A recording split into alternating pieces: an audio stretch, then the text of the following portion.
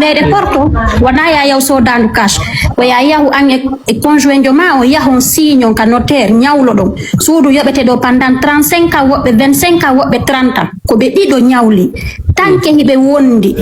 ɓe signari divorce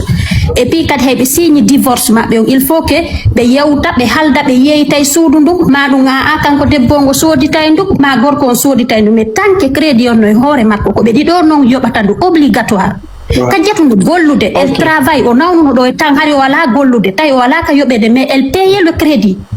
se woni a ñawlike a yoɓay o faama kon kadi elle n'a pas droit aux aides leyɗe porto si tu es propriétaire a considéra ka tampuɗo ɓe wallatama même avocat si a tawi ala suuduɗa wawi heɓde droit ko ɓeynata avocat prodé o en fonction situation financièrement o mais kajjatu vu qu'elle est propriétaire hay avocat ko yo yoɓu a yahi ɗo yiddugol e avocat jo leer goto leer ɗiɗi elle doit payer 600 700 euros elle travaille elle a qu'un seul salaire makko on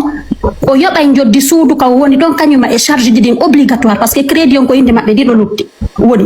ɗo hande ka wonɗo so heɓay suudu il faut heɓa suudu minimum 2 chambres et salon on 2 chambres. L'affairage 224, votre chaîne de tous les événements de la Guinée et sa diaspora.